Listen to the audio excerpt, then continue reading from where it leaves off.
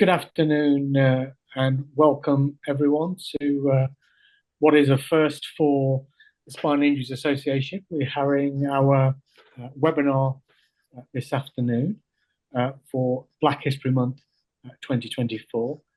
For colleagues who have not met me before, I'm Faisal Hussain. I'm chair of the Spinal Injuries Association, and it's a great pleasure to have you with us for this webinar.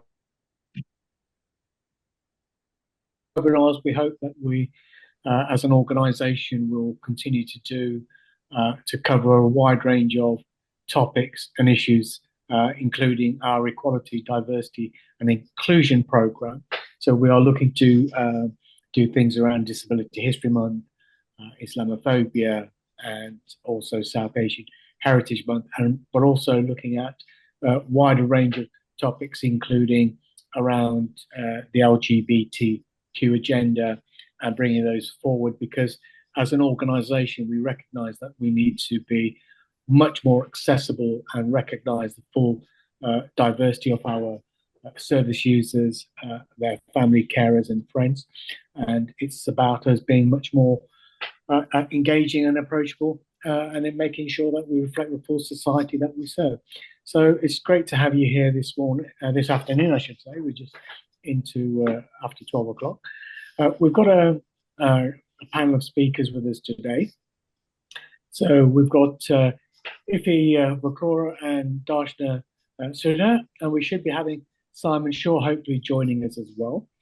But before I bring those colleagues in, I just wanted to kind of reflect for colleagues who've never joined an event like this, and also Black History Month, and where kind of the history or the origins of Black History Month have come about, and why do we do these events? The first one, I guess, really, it's about the purpose of having these webinars. And quite often people ask, well, we have a recognition of we live in a multicultural society. Why do we need to have specialist seminars to bring us up to speed? I guess the main reason is about bringing about greater understanding, recognition, and appreciation about the different communities that make up what is the United Kingdom and the society, people that make up that whole society. And one of the things that we've learned over time is that there are some sectors of our community that don't feel that they always fully belong. And part of that process is about ensuring that through webinars like this, that we're able to share our experiences, our lived experiences. And some of our lived experiences aren't just about us being Black or Asian or from a different part of the world, but it affects our intersectionality. We could have a number of issues. So in my case, I'm a disabled tetraplegic man. I'm also of Pakistani heritage, Asian background, but I'm also Muslim. So there's a number of factors that intersect there. So understanding intersectionality and how those challenges or those issues can affect our experiences in society, I think is quite important. And part of these webinars is for us to really get to a greater and deeper understanding. So if we recognize the differences of our communities, in our spinal cord injury community, our wider society, we get to appreciate those better, and understanding those differences brings us closer together. And that makes for a much more richer and more engaging approach. Welcome, Simon. We're just doing the intros. Hello. Good to have you with us. Just doing a bit of the background to Black History Month. So the origins of Black History Month, its roots are firmly planted in the United States of America, where it started in the 1920s. And over time, and certainly in 1987, was the first time the United Kingdom, certainly England and Wales, commemorated and celebrated Black History Month. And it was also the 150th of the abolition of the slave trade in the Caribbean. And it was, since that period, it's gained momentum And part of the telling of the lived experience of Black people from the Caribbean, the African continent, it's also uh, brought into the fold people from former British colonies and part of the new Commonwealth, so from all of these other places. And it's about sharing that experience, that lived experience, and all of those um, uh, journeys that some of us had in life, social life, and family life, and how those experiences living in England, Wales, or the wider UK have shaped us and our experiences. I think it's quite important that we share those. So they're kind of the history and origins of Black History Month for this year, 2024. There's always a theme for Black History Month, and this year the theme is reclaiming the narrative. Um, and you might think that's quite a strange title, reclaiming the narrative. It isn't so strange if you've had some of the lived experiences of that. Hopefully, some of our panelists will share. But quite often, you will have people who will have very little recognition or appreciation or understanding of the history of the migrants in in the United Kingdom, their journey, how they got here, and there's always a narrative that's portrayed. Is it always accurate if you don't go to the right sources? So, for example, one of the big migration stories that is often cited is the Windrush generation, which was in 1948. Empire Windrush brought a huge number of migrants from the Caribbean, predominantly around 500 from Jamaica and about a 500 made it from the other Caribbean islands. This wasn't people trying to escape poverty just for the sake of escaping poverty. This was as a call from the motherland, and motherland was Great Britain. That was seen as the after the Second World War had been absolutely ravaged by war. There was rations, etc. There was a labour shortage, and Great Britain needed labour to help rebuild Great Britain. And it put a call out to the Commonwealth, and quite often that was done by putting huge adverts in national papers in India, Pakistan, Jamaica, Barbados, all of the Caribbean islands, African continents, Ghana, uh, and other places. And it was a call to that, and with slightly subsidized rates that people came to the United Kingdom and started this kind of migration. One of the things that I was surprised to learn, and this is one of the reasons why I think it's so important to understand about reclaiming the narrative. As a 13-year-old in this country, because I came to the UK when I was 4.5 years old, I was shocked and surprised at equal measure to learn that my father, who'd been in the Pakistan Navy, but prior to the Pakistan Navy, it was called the Indian Navy, and it was under the British Empire, and it was the Royal British Navy. And I was surprised and shocked to learn that my dad had fought in the Far East campaign for Britain in the Second World War. I was shocked because I didn't think that was something that would happen. Why would my dad from Pakistan be fighting in the Second World War? I thought that was between Germany and Britain and the European allies and the US.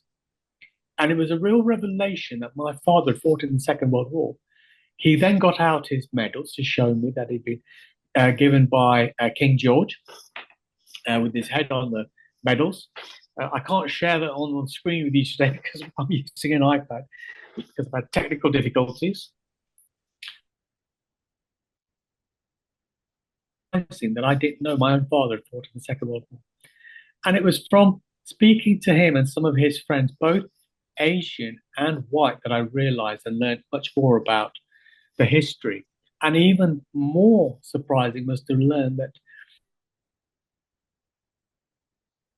New Commonwealth had also fought in the First World War. And those kind of things are not very often shared. They're more available now because of the archives, the museums, and the records and the tributes that we have. But it wasn't always the case. So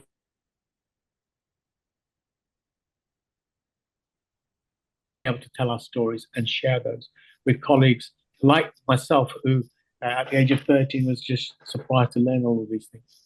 So I hope that gives colleagues a bit of a understanding and appreciation of Black History Month, but also why we are really proud and privileged as SIA to be doing this for first time, and what a great time to be doing it in our 50th anniversary year. So it gives me great pleasure to introduce as I said, Darshan here, Ify's here with us, and also Simon. In terms of my colleagues here, I was joking with Darshan earlier. Her bio goes on for a Encyclopedia Britannica because she has done so much. Not only is she working as our campaigns manager for Spinal Injuries Association, we're absolutely pleased that she's with us and has been working with us, and her colleague Glyn are making a huge difference. But she's been a medical doctor, a geneticist. She's worked as public service, involved in the United Nations, and an advisor to British government, and a permanent member from the British government to the UN. She's worked at the Prime Minister's Policy Unit. She's a keen advocate for women's issues and making sure that people following in her footsteps have equal access and better access, and their experience is great. Ify, has a disability awareness spokesperson. He's a blogger in the higher education sector. He's tetraplegic after a road accident in 2010. Simon, who's had an accident when he was just 16, so 40 years on. You're still looking very young, Simon, if I may say. Thank you very much. And I have no secrets there. I don't know. I was just going to say, tell me afterwards when we finish up the webinar today. But actually, it's great to have these colleagues with us.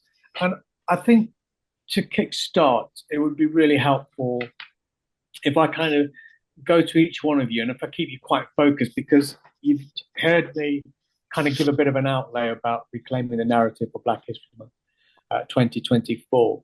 But I think it would be really helpful if I start with Ify. Kind of talk a bit about your personal journey, your experiences, both personally and professionally, kind of your lived experience, and how you've been shaped by your identity as a person of color living in the UK, and then if I can then move along to Simon and then Darshana. Ify, over to you first. Well, thanks, Faisal. Well, for me, so I was born and grew up in Nigeria. I moved here when I was 17 for like college and university. So my idea of like whether it was race relations or discrimination or Black history was very much rooted in my upbringing in Nigeria, which meant that I wasn't exposed to anyone that didn't look like me or how they might feel about me, that sort of thing. So in terms of what I knew about history, like Black history as a race, it was mostly what I saw on TV. Other than that, everything was just history, was just Nigerian history. So I never sort of come across any sort of racism. I mean, there are ethnic groups and divisions and subgroups within Nigeria itself, but the dynamics are quite different when compared to like those types of dynamics between races.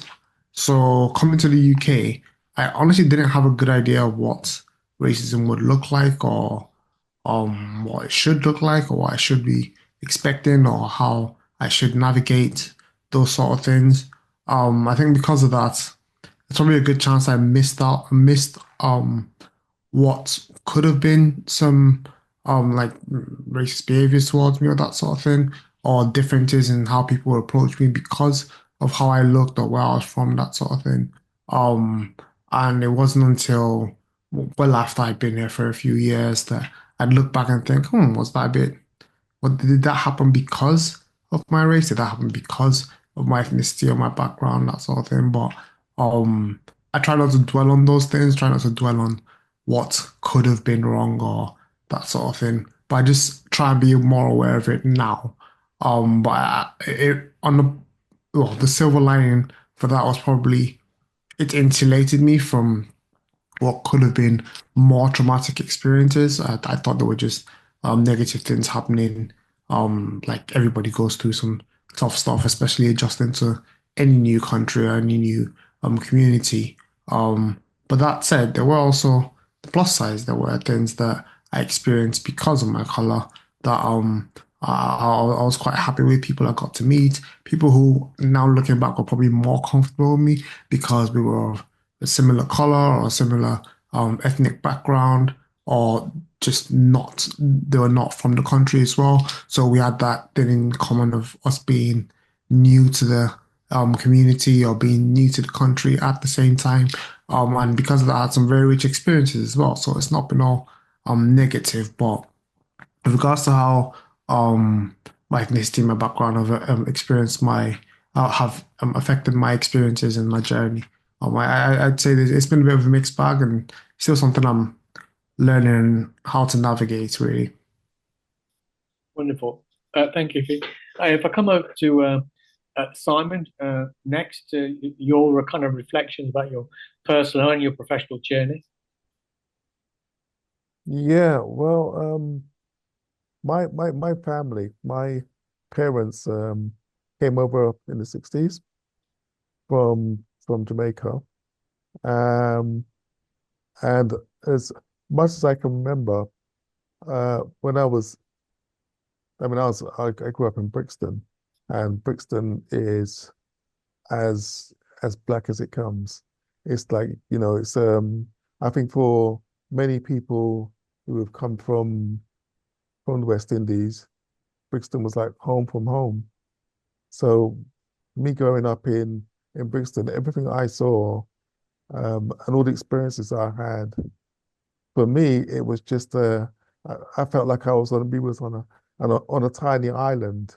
It's only when I became a lot older, um, and was able to, when I went out with friends, and we would go shopping. We'd be in a store, and we would find that we were being followed. We'd go somewhere around the shop, and we would find that we're being followed. And uh, I remember thinking, wow, what's happening here? I mean, all we're doing is shopping. And I think that was the first time I really looked at myself and felt that I was different, and I felt that somehow there is some sort of some racial bias happening here. So when I had my injury, I mean, on top of like having that racial bias, you have that bias, of about disability, where it wasn't like just being black; it was now being black with a disability. So that was something that was, something that I realized society wasn't ready to embrace that kind of thing. So, but like I remember after my injury, I went to a college in Coventry called Harewood College, and I think about say 95%, or even 99% of people that were there, or students that were there, were white. So it was for me, that was a that was a very uncomfortable experience because I didn't know how I really fit into everything. I remember people would just stare the whole time, and I would, for me, that was a real first time I can really say that I felt, you know, that my color was an issue. I felt different to everybody else. Yeah. Uh, uh, Thank you, Simon, for your reflections. I'll come back to you because we've got a range of questions that hopefully we'll pick up on and explore some of these themes with a little bit more detail. Darshana, over to you. Same thing really about your personal or your professional journey and your experiences that have kind of shaped you for living in the United Kingdom. Thank you, Faisal. So for me, it's a little bit like Ify's. So I was born and brought up in India, and I came here during my teenage years for secondary schooling. And I have to say, because my parents had studied here and they were part of the protests for apartheid and all the rest of it. So I had grown up hearing about these things. My parents were very strong advocates for social justice. That said, I came here and I think I was very cocooned. I was brought up that way. I was cocooned here and I didn't go through much in school. But I went to sixth form and I was kind of the only person of color there. I didn't think much of it because all through the rest of the years I was fine. And I had my first experience of racism when I scored the highest in one of the subjects in biology. And during lunch break, one of the girls just said, "You lot come here and think you can score higher." And I was about to kind of almost attack, and I stopped. My reflexes stopped the person, and that was a big shock. And I realized, okay, there is these kind of things. So what I had heard from my parents, that was when I actually faced it myself. I think because of my own character, that kind of, I just brushed it aside. I just kept going. But it made me all the more determined. I was always someone who advocated, and I thought, I have to speak up, and I have to do this for everyone else too. This is kind of how I went with it. There's one more experience I want to say. When I later obviously went into work and I started my first day working with the Lord Chancellor at the Lord Chancellor's Department, the Ministry of Justice now it's called. I remember the first day being shown around, and the ministerial floor is a floor on its own with everyone there. And then at the end of the day, the principal private secretary asked me, "So how do you feel?" And I remember telling him straight away, I was like, "I feel like I'm going to stand out, and I feel like I have to work twice as hard to get half as far, because not just the color, I was a woman and I was very young." It was all white middle-aged men, who a lot of them have become allies and friends since, and that was it hits you. There are moments when it hits you and you realize, but I think that's when you either let it affect you, or you start thinking, you know what, I'm gonna get through this and I'm gonna prove myself. And so yes, it has been a journey, and there's many other. I don't want to say too much, but there's many other, including one where in my previous role in the PM's office, I was at a world leaders meeting, and somebody asked if I was the intern. And I know exactly why they did. So there has, and it hasn't actually, what is interesting is, I won't say that the experiences have suddenly stopped. Some of these are still ongoing, and I have children, and I know my children face some of these. And you still have, people look at you differently, or you walk into a room and everyone just stops and looks. And these things are very much still there. It's not as much maybe, but these things are still there. And I think for a person of color, it is something you navigate on an everyday basis. It is not something that goes away as past experiences. It is something you actually navigate on an everyday basis, and you sometimes learn to live with it. That doesn't make it okay, though. No, absolutely. And thank you for sharing along with our other panelists. I mean, I think there was real interesting parallels, experiences with all of you really, and the journey that you've had to kind of navigate. I guess there'll be so many people who are on the webinar, certainly people of color, who will be able to certainly resonate that similar kind of journey that they've had to kind of follow. And the experiences vary from person to person, and we're also made up differently in terms of our ability to deal with these things. And I always remember a colleague at university many moons ago, and he was always able, a white colleague, friend, who was always able to remember my name. But a couple of colleagues that we used to play regularly squash with, who were also Asian, he would always get their names wrong. And I had the audacity on one occasion to say, "How can you get my name right? Because you've known me on the course, but you always get my colleagues, friends, the name that we play regularly with on a Wednesday afternoon. How can you get their names wrong?" And he came back and said, "Well, I'm just lazy." I wasn't quite prepared for that response. He was very honest.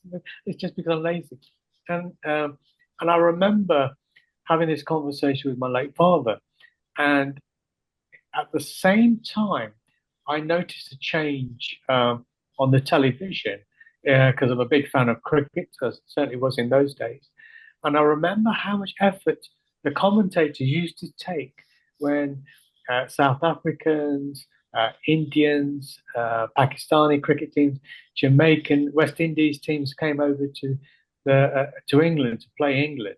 How well they pronounced their names, and I thought, actually, it's about matter of taking time. And as before we joined the webinar this afternoon, I was asking Iffy. He likes to be called Iffy, and I was just checking how to pronounce his name because all it takes is a few moments, and it's those kind of simple things that connect us as human beings. And so thank you for those. I'm going to go in reverse order, Dasha, this time with you. Thinking about your journey in the UK, what about the positive influences that have you seen in your background that really helped you to connect, engage with others? Parts of that of your own identity that you've also found incredibly empowering. Yeah. I think for me personally, it has been my faith. So I'm a practicing Hindu, and my faith has been a stronghold because what it says is everyone is equal, and and you have to do your duty, and you have to be there to help everyone else. And that is something that I really take to heart, and I try as much as to follow. And that has always helped to not dwell on things when you've had some negative experiences over a weekend. Then you just don't sit there dwelling. You just keep things going. I also when I was about 9 or 10, my father gifted me a birthday present, and it was a book on Indira Gandhi, who is a former Prime Minister of India. And my father genuinely brought me up he wanted me to be like her. So I heard a lot, and there was one incident that stuck in me because I think there was a visit. I was to the UK or something, and there was those days. I don't know if she was asked what way she was asked, but she was asked what race she was, and she responded human race. On purpose, and that stuck with me, those words, and I always used to carry it in my head, when I go through situations, or when because in my job I had to be in rooms where I would be the only person of color, and sometimes you need that from within you. And so my faith and people like her and some of the experiences, those have really helped me. It's because there's the intersection. That is the other issue. So I think I will bring that up again. And as with disability and color, gender and color always, so women already are on a back foot, and then when you add color to it, that makes it even even more of an issue. And so it is important to take the positives from different people around you. Someone else I really admire is Ida Wells. She was a journalist, the US, and I was actually introduced to her by one of the many mentors I had. It's Mandela, actually, and it was a book that he gave and said to read. You've got a lot of her character, is what he said. And so I got the book and I read it, and I thought, wow, people have been through worse. Actually, I sometimes that's something I feel as well, because despite we live in an age where there are laws that are supposed to help, there are things that have progressed to some extent, even though it's not to the extent we would like it to be,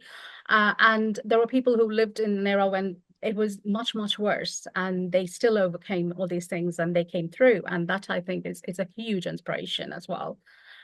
to forge their path just as they did for the future generation. Yeah, no, absolutely. And I think, Darshna, I don't think you'll mind me saying, I think the importance of role modeling is quite key for people to progress, regardless of their color, their gender.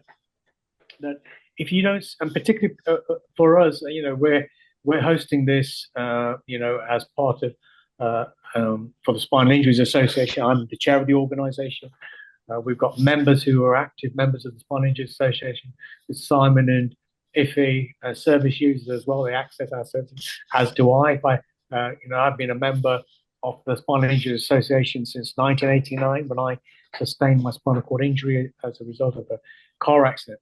And those challenges are amplified when people like us and disabled people who are, white disabled people, don't see role models out there, and they think they are limited because they don't see those role models. And your example there about the people that you looked up to, and I'm just disappointed you're not the Prime Minister of India, because you should have followed Indira Gandhi into that role. That would have been wonderful. Simon, if I could turn to you next. Again, thinking about kind of the positive influences along the journey that shaped you and made you the person who you are, but also the challenges and how you've overcome those throughout positive influences of disability. Okay, I would say first and foremost, I think my influences really were my parents, first and foremost. My mum in particular. She was a very, very strong lady, and I think she allowed me she used to always say to me that we had to try twice as hard being black, like whether in school or whether you go for a job interview, or so from early on, I was aware that that my life was not going to be, that there were going to be some obstacles along the way.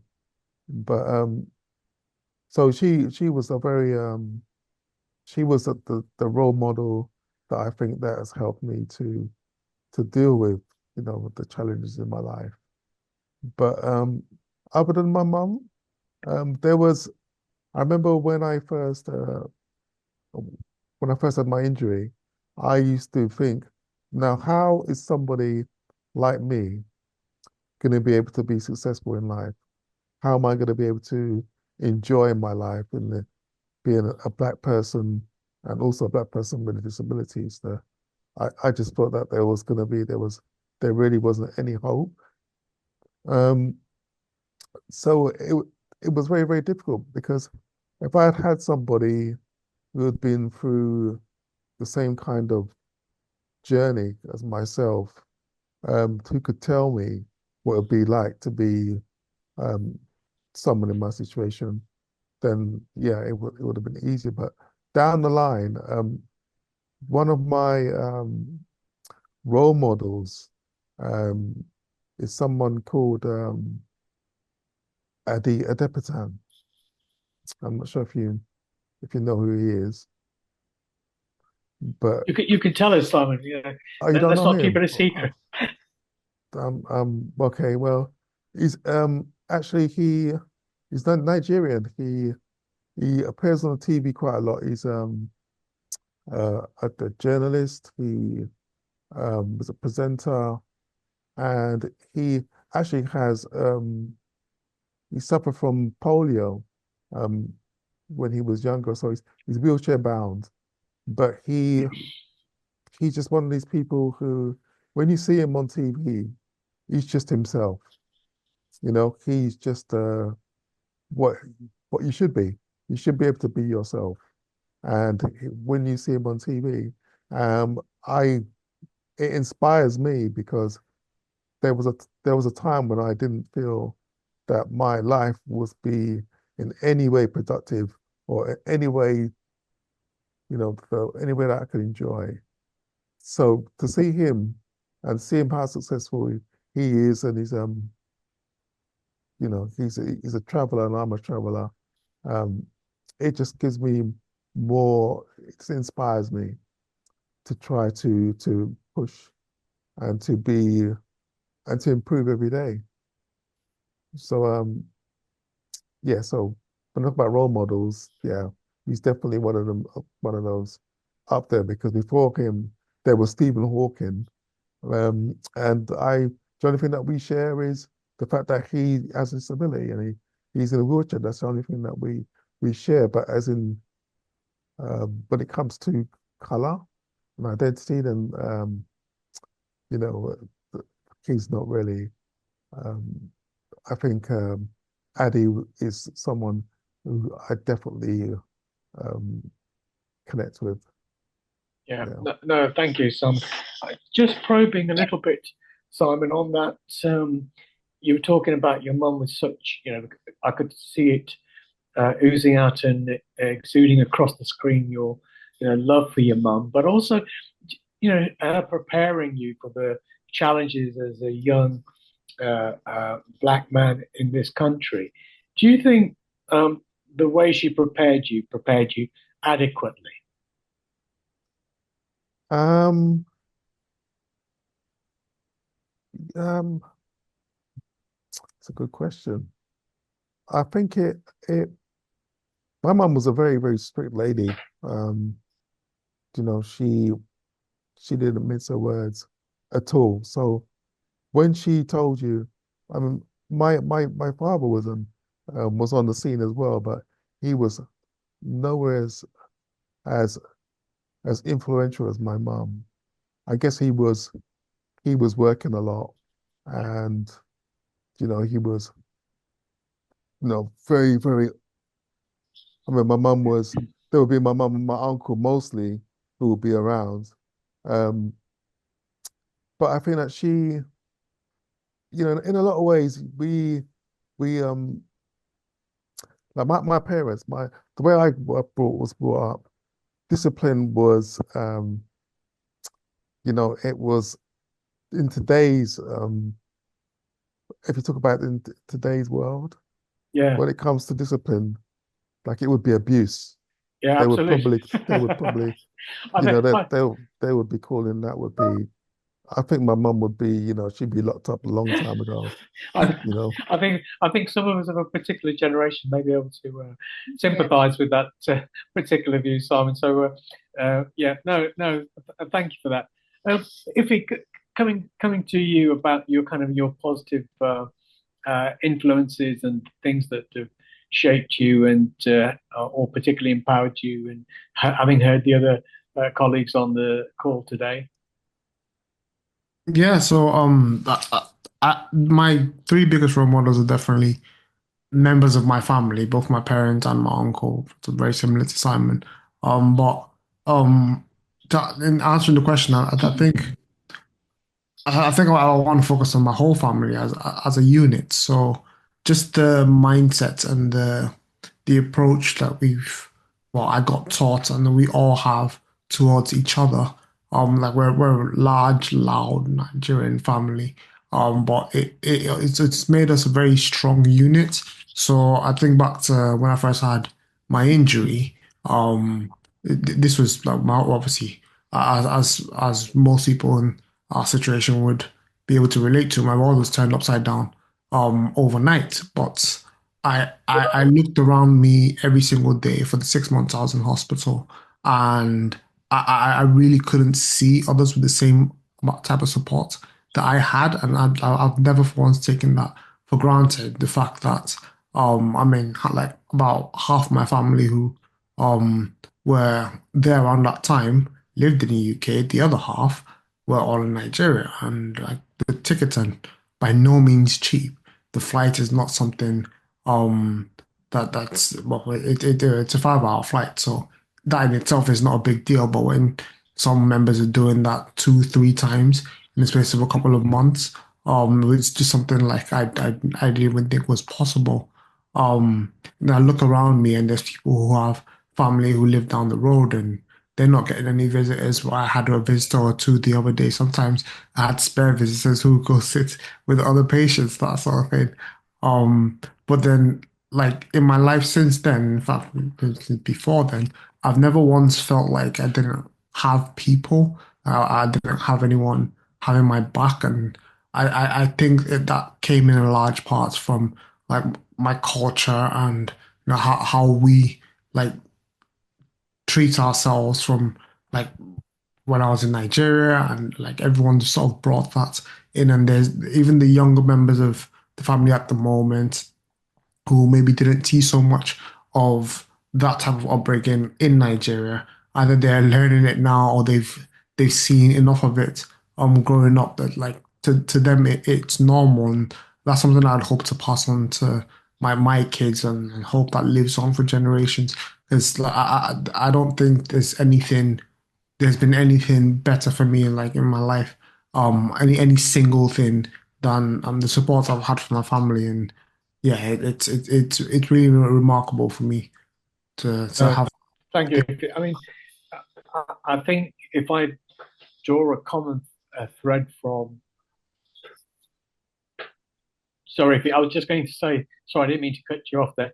I was just going to say that listening to all of you as our panel today, the common thread that comes across incredibly strong is about the support, both love, but also guidance and how to traverse the challenges of life has been family and the strength of family unity, family bonds. If he was very clear there, as with Simon talked about his mum and dad, I completely would endorse that, because I think certainly when in 1989 when I had my accident as a student, having completed 2 years at university, taken a year out to travel. When I had my car accident and resulted in a spinal cord injury, it's something that no one prepares you for. It doesn't happen over time. It happens in an instant, as like was the case with you, Iffy, and also you, Simon. And the strength of family behind you when you go through something so traumatic. Forget about the intersection of color in that equation, but just from being a young, physically active young man and suddenly having to go through the challenges of having to relearn everything in life that you knew goes out the window, and you have to relive and relearn. And it was the family on my darkest days when I'd given up hope and had very little strength left of my own. It was family pushed you on, pushed me on, certainly. And after the family, whenever I needed any guidance or support, if it wasn't for the Spinal Injuries Association as that kind of in the background, a guiding voice to tell us, you can see our strap line, for Spinal Injuries Association for life after spinal cord injury. When you're the only person who's ever come across with a spinal cord injury, you have no idea what that means. And then you throw into the mix color and your different ethnicity, etc., your cultural, your religious background. It brings a whole range of other things. So no, so it's really thank you for sharing that. If we move along thinking about, because this year's theme is reclaiming the narrative, and one of the things that we saw earlier this year resurface in the United Kingdom, particularly in England, but also in other parts of the United Kingdom, was the kind of false narratives and stories permeating, which were triggered by the very sad, heinous, atrocious crime in Southport, where three beautiful young girls were murdered by this individual whose case is now going through the courts, etc. That set up a backdrop in the country where the narrative was very much uh, it's all the immigrants, it's all the migrants, and nationality came to the fore, color, and people were not integrating, etc. Thinking about the subsequent riots that transpired based on many of those false narratives, and a number of key well-known figures, both in journalism and public life and political life, were quite key in fueling some of those issues. Parking that to one side, but using that as a backdrop, did you feel yourselves being affected? Did that make you think about your own place in this country, the challenges or concerns or people that you know? If I start with you, Simon, first. So I can just ask the question again. Yeah, it was just thinking about the trouble that we had during the summer, the race riots around the country, and that was all stemmed from false information, disinformation, deliberately by people wanting to create disharmony where there was previously a harmony in areas.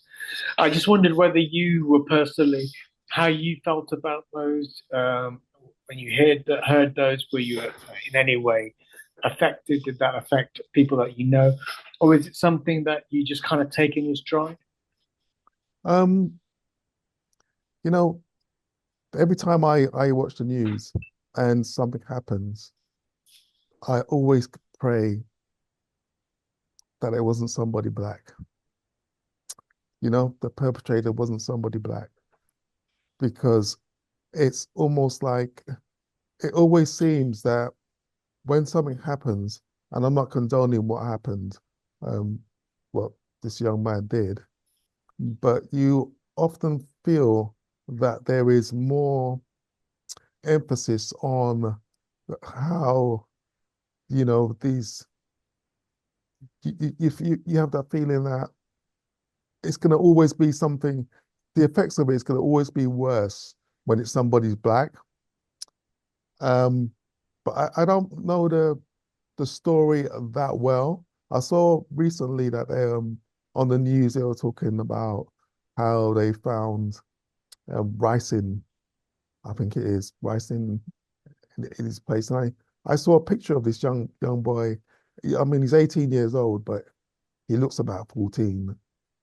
He's a very, very young kid. But like I've got like two children of my own, and I think about his parents, and I think, they must have done everything they in their powers to bring up their boy, in a way where, he that he will be somebody who will be successful in his life. And now I don't know what's going to happen with him now. But like Yeah. I've got kids, and I think to myself that I just don't know how, because me personally, it hasn't really affected me. It hasn't really affected me in a way that, I mean, all I can really say about it is, all I can really say is that there's always going to be, it's when there's problems with somebody who's black, it's always going to be far worse. You find some things are not reported when it's somebody who's white, and people might not agree with me, but like you find that's how I feel, and I feel that this what's going on with this young guy. I mean, he's not even. I mean, I think he was born in this country, wasn't he?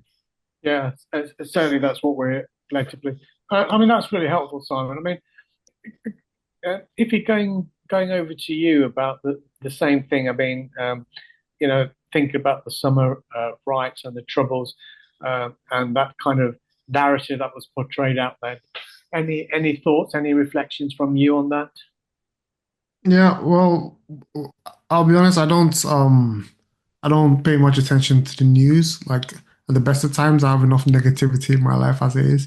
But I remember when they happened, it's Middlesbrough was one of the towns that was hit by, like those the ridiculous actions that were going on at the time. And I remember it was on a particular junction going into town, which I would use on a regular basis, where cars were being stopped and people were being asked to come out or being asked questions about where they're from and that sort of thing. And I didn't know why any of it was happening at the time. And I got a message from a friend of mine just saying, like, just don't go out today, that sort of thing. And I think looking back at it now, I knew where exactly it was happening. It wasn't all over the whole town, but at the time, in the moment, you don't know like why it's happening there, so you don't know if it could happen somewhere else. And I remember I ended up staying indoors all day. But for me, just that fear, that anxiety of knowing, oh, something is going on out there, and the only reason that I'm in any more danger than anybody else is because of my color or because of where I'm from and things like that. My girlfriend's white, but if we go out together, she's one who's driving the car. And I'm thinking if we had gone out, it could have been for anything. It could have been to pop to the shop, go get some fish and chips or whatever the case may be. Um, if someone did pull her over, or pull us over, I wouldn't be able to do anything. I wouldn't be able to protect her, that kind of thing. And that terrified me. That just the thought of that. I remember a friend of ours, lovely old lady, who at the time was like all up in arms about everything that happened was going on. She was horrified. She had to pass that same area to go see her family, which she did on a regular basis, and she was understandably quite shaken up by it. But then, as the news came out of what was happening, why things were happening, and she found out that it was because of this atrocious crime caused by apparently caused by a person of color. There was a bit of a change in the tone, and almost saying like this is what happens when people don't do the right thing or that. And it was almost what sounded like excusing it. And I know she's not a bad person, but it just sort of rubbed me the wrong way. Like we were all in agreement that what happened should not have happened. It was a terrible thing to happen. But why Yeah, why should your tone change at all? Finding out what the source is because what that person is a person of color. So yeah, it was quite a bit of a confusing time and yeah, well, it wasn't pleasant to go through. no, agreed. Darshan, any reflections from you? Yeah. I just as much like Simon said, when every time you read the news and there's it's a crime has been committed, that is something I think my family will immediately think of. I'm always on the alert, whether it is a person of color, because you instantly know it's going to be portrayed differently. And what happened over the summer was, I think it was a build up to a lot of false narrative that was going on about migrants and immigrants and all the rest of it. And it was almost there was a collective dehumanization of vulnerable communities, of minority communities over a long period of time. And so the information that was passed around on social media was false, but that was enough because there was already enough built up and it was enough to start. And it was really upsetting for me personally, and I'll come to that in a minute. But in my role as sitting on a few of the other boards, including Women's Aid and others, I also knew that some of the hotels that were attacked on the basis that asylum seekers stayed there were victims of domestic abuse staying there as well. And some of us had to deal with that afterwards because it's trauma. You're already traumatized and you're in a hotel and then you're traumatized again. So it was a horrendous thing that happened. Personally for me, I when I was staying in a student house as a student many years ago, I stayed in a place where over the Easter holidays, I decided not to go back home and I was revising and the rest of my other students, none of them were there. They'd all gone back home for the holidays. And that night, I even remember the TV program that was on, Have I Got News for You, for those who may remember it. I had come down from revising, I'd switched the TV on and put the kettle on something to make something for dinner. And I heard huge like banging on the door. So I remember thinking it's 9 o'clock. That's when the Have I Got News for You comes out as well. I ran up the stairs thinking, who is coming at this time? And looked down, and there were like, 20, 25 people. And at that time, we did know that this is how neo-Nazis looked. There was a certain look, and they were all carrying different weapons and all sorts. And they knew there was someone from, I think, Marathi staying alone, a student, and they'd come to break open and come in. And if they had come in that day, I have no idea if I'm going to be here today. But somebody up there was watching over, and the door wouldn't give way, the windows even wouldn't give way, and I managed to come through, and that's an experience in itself. And when this happened, I was actually much far away in Scotland with my family, having a lovely holiday. Heard this, and I just sat down and cried. It just brought it all back. I think it was the trauma of what happened years ago. And my husband and children were there, and they're very, very protective, obviously. And so they immediately were like, it's okay. We are here.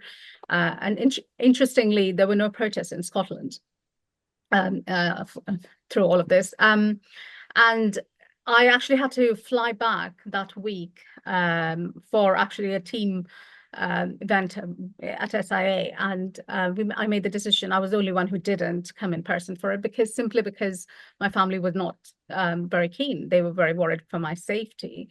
And there were a lot of isolated incidents, because I remember picking up the phone and speaking to a lot of colleagues and friends and people who in the course of my other posts I tend to know or deal with. And a lot of people, there was so much doubt that crept in, and these were people who've been here for years. Even so much fear, that on the streets you were looked at differently, or are you going to be looked at differently, I do think that that it was quite a dark period, but it was not an isolated incident. There was a build up to it. There was a lot of false narratives and a build up that led to what happened in the summer. Yeah, no, thank you, Dasha, for sharing your experience, and you, Simon, and Vicky as well. I guess one of the things that webinars and events like Black History Month and South Asian Heritage Month, Disability History Month, Islamophobia Month, and various others that we could talk about, and Pride Month, etc., are so important. It's about sharing lived experience, sharing that intersectionality of that lived experience as well. And I guess certainly one of the things that I found during the most recent Troubles in the summer was that the importance of allyship from colleagues who are not of colour, stepping forward and challenging the false narrative that was being portrayed. And in the world of social media that we live in, and there is no escaping that, and it is a common platform for not just misinformation, but disinformation and dissemination of disinformation. And for having white allies who challenge that on our behalf. So it doesn't always fall onto people of color to be defending those positions. And, some of the things that you colleagues have shared, I could completely resonate with me as well. So kind of thinking, before I move on to the next question, if I can get people who are on the call on the webinar today, if you think about the discussion we've had, if you start wanting to put in any questions into the question box, we'll be coming to those shortly, and we'll probably won't get to all of those today, because I believe there's more than about 70 people on the webinar today, which is wonderful to have with us. But please do put your questions in. If we don't get to all of them today, we will try to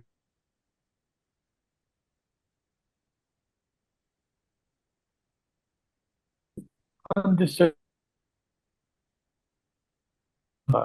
and the false narratives, and some people used it for their own personal objectives, etc. Thinking about spheres of influence, particularly in the political spectrum and in key organizations, there people of color are adequately represented in those institutions, those establishments?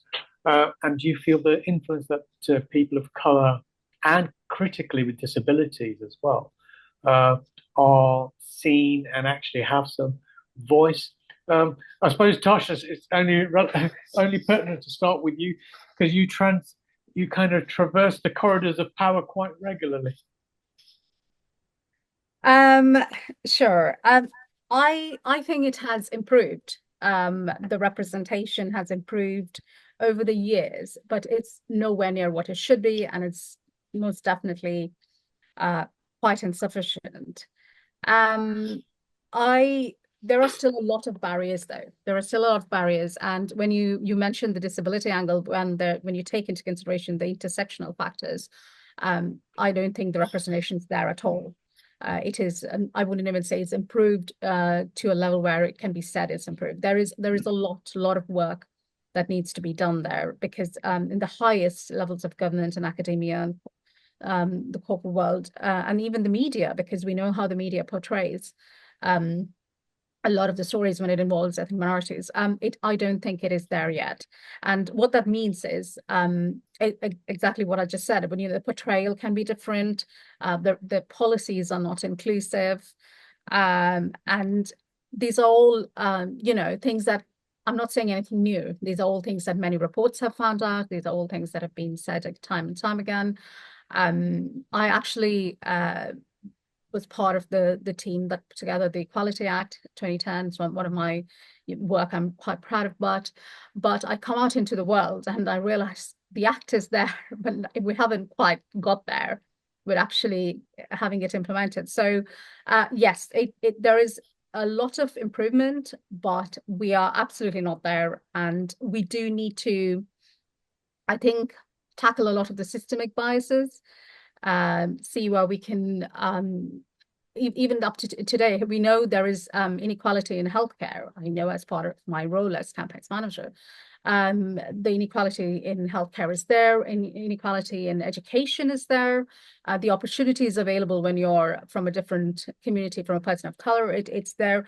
And these are things that need to be addressed. And I think what has happened over the years, and I'm talking with my policy hat on, I guess, is, we get one government that will invest money into it, and then you get another government that forgets about it and goes to something else. And then it's just been up and down. And that what happens is the communities get left behind, and it's usually the charities and within the community, the people who have to pick up and keep things going. And I do think, anything where you want true representation and you want a true integration, as people keep talking, the effort has to come from the top to make that possible for everyone. Sure. No, absolutely. And I think the point around inequalities, particularly around health inequalities and the wider determinants of, out there that affect people, if you add disability into the equation, it compounds your already challenged issues already there. Simon, any reflections on you about kind of the institutions, and is there adequate representation from people of color and also people with disabilities? I guess I don't have the experiences. I said Darshana? Yeah. Yeah. But I guess it's a lot better. I think that you see what I've noticed in the last maybe 5 years or so, you see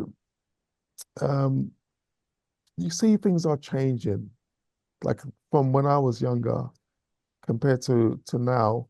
When my children now, what they see, if they was like 20, 30 years ago, I think that they would be quite disturbed by what it was like when we were younger. But I think things have changed a lot. I've like I say, I've got no experience on it. Sure. But yeah, I think there's a long way to go. That's for sure. Yeah. But yeah, again. Yeah. Thanks, Simon.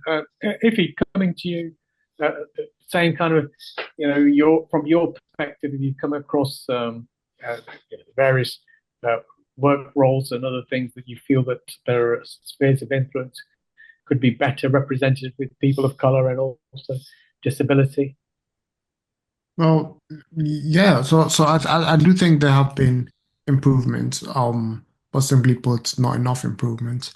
Um, I, like Simon, I don't have a specific experience with seeing or being part of some of those changes. It's not something I actively focus on simply for the fact, and I guess this speaks to the idea that there isn't enough improvement. I try not to look into these things because of the disappointment I expect when I don't see that representation, when I don't see those certain improvements that I need. And in the here and now, where I am someone, a person of color living with a disability, I need things today. I need things that are available that do work. So my mind is more focused on the solutions that I do have available. And if I don't have these solutions, how can I get around them?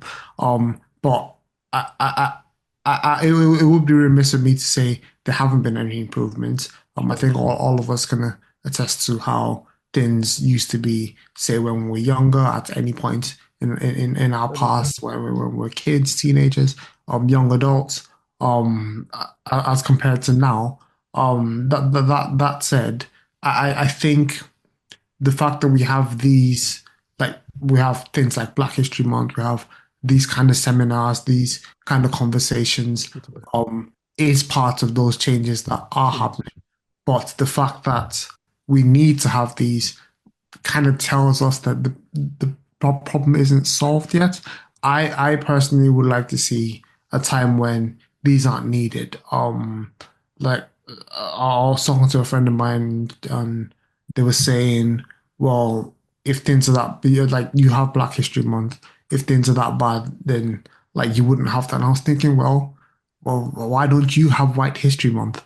Like, why you don't need it for some reason, but obviously I do. So the fact that I need it means there's a problem. There's a problem that I have that you don't. That type of thing. So where we get to a point where um thinking about these solutions is more normal because, well, they're easily available. Then I'll believe like the changes. I've gone to a point where they're at least enough, but we're not there yet. I don't think so. No, no, thank you. No, very well put. I think certainly listening to you as the panel with some of your reflections and your thoughts and your experiences, your lived experiences, both of people of color, but also with your disability. In the case of you, Iffy and Simon, I guess one of the things that strikes me is that having these conversations, this dialogue with people through this webinar is about. I always, and I can't remember who actually said it, but it was very much about if we focus on the things that unite us rather than the things that divide us, we'll be much richer for it. And I think it's about appreciating the differences that we all have from our different backgrounds, our cultural, ethnic backgrounds, etc. And if we share those with people, um, and they have a better appreciation. We're not asking for sympathy. What we're asking for is appreciation, understanding, and empathy. I think if we get that, then we're moving in the right direction. And I think certainly for us at the Spinal Injuries Association, this is very much about starting that dialogue. We're having a whole range of activities around our equality, diversity, and inclusion priorities and work program. But this is about us making sure that we understand the communities that we serve, so we understand them better, so we're able to provide the services that do meet their needs, and if they have different needs, that we are better equipped to deal with those different needs. So thank you to all of our panelists for their reflection. And what we'll do now is go on to see if we've got questions in the chat. And if you bear with me a second, and I'll see if we've got, if we open up the questions, and let's see if there's any questions from anybody there. I can't see any open questions at the moment. So I think whilst we're waiting for a few questions to come in, I think one of the things that has been really, and I think again for me, it comes back to active listening and being empathetic, um, being inclusive, and some of these key values are things that we at the Spinal Injuries Association have as our core values. Particularly compassion and inclusivity. But also we have in our values something around courage, and sometimes speaking very openly and bearing yourselves and your experiences uh, through a webinar like this is quite challenging, quite difficult if you've not done it before. And I think a huge amount of kudos and a huge amount of thanks go to our colleagues there. I'm not seeing any questions. Or it's a health. Susie, I won't say the surname, just for keeping people's identity. It says, "Thank you for the session. How do you think healthcare could be improved to feel more inclusive?" Um, um, who wants to take that? If do you want to come in on that? Um, yeah, well, I'll try my best. So, how can healthcare be more? Person of color. Yeah. So I think it comes down to awareness. I mean, that would be maybe a bit of a cop-out answer because that's my that would be my first protocol with regards to any sort of inclusivity and increasing any sort of inclusivity. If the staff we have in the NHS now, wonderful NHS, are more aware of the challenges that some of us face or just what life might be like or how they might come across to us or how they might better help us, whether it's Yeah. us as people with No, different. thank you. Any other thought, Darshana, from you before I move on to the next question? Yeah, I think there needs to be specific because I'm working on different campaigns to do with these things. There does need to be specific policies put in to look at the intersectional factors to ensure that the law is there. Some of the reasonable adjustments are there if you take disability for one, but there are still the statistics do show that health inequalities are very much rife in the NHS, and there are a lot of incidents that altogether, that it is part and parcel of things today, sadly. I was at a women's health conference the other week. I spoke at one on where the statistics still show that a lot of maternity deaths are highest in the Black and Asian communities. And some of the stories that were recounted there were quite horrendous. And it's having that understanding. I think education is very important. Education that different cultures are going to be there.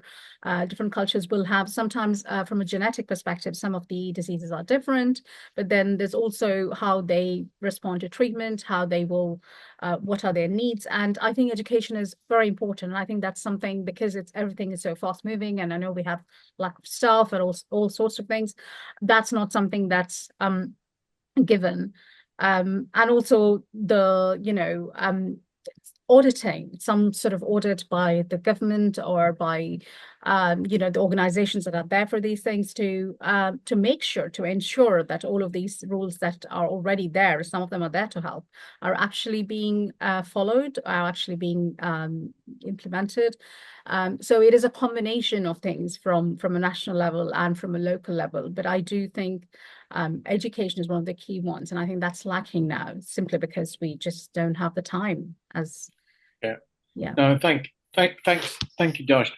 I've got another question, very specifically to the Spinal Injuries Association. It's from Mark, and he's basically asking, the Spinal Injuries Association wants to increase its reach to communities that perhaps we don't currently serve and represent as well as we could.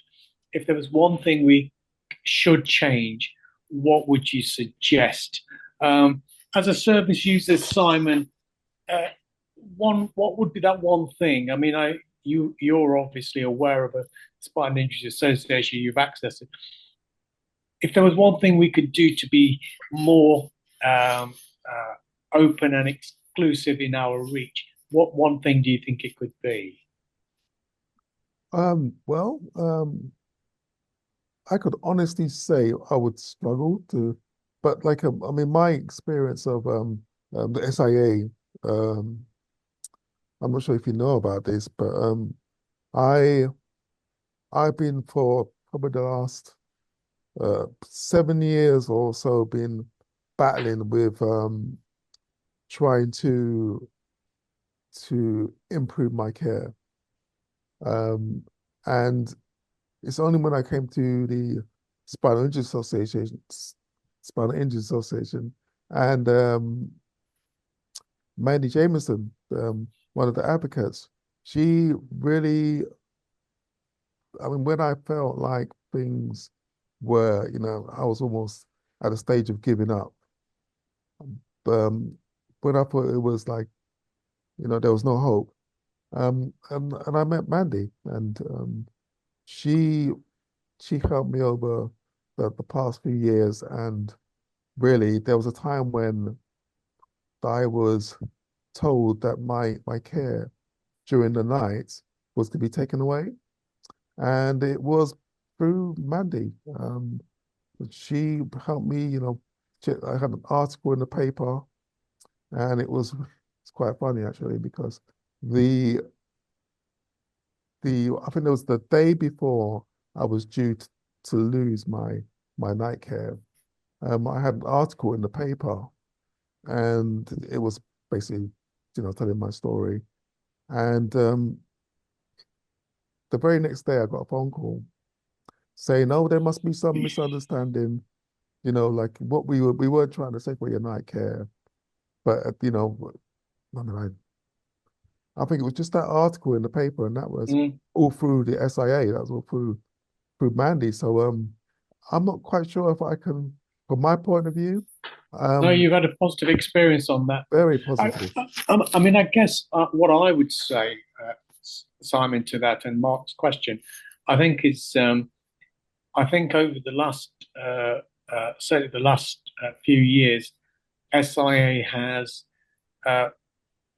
put considerable effort into ensuring that we are serving our diverse communities and reshaping how people access our services. So we are aware that people may have challenges, maybe if it's a language issue or access to digital, etc.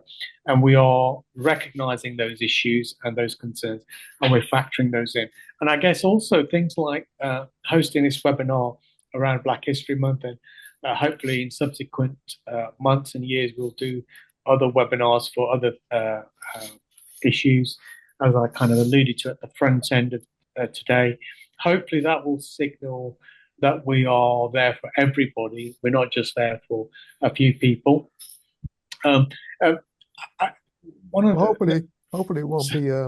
it won't be every October that we have to wait to do a webinar. No, absolutely. I mean, I'm sure there'll be opportunities more than that.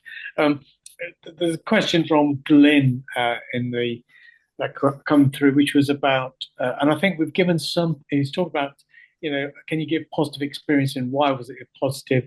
So something we could learn from. I think there was a number of positives that we have talked about in our experiences, particularly where people have found mentors, people who've supported them. Simon, you were talking about SIA being a huge support to you in making sure that your care funding wasn't cut, particularly for the night funding. And when you get the right people to advocate for you, things get supported. I think, again, around positive examples I could share, in my kind of career when I worked after I went back to university and embarked a career in local government.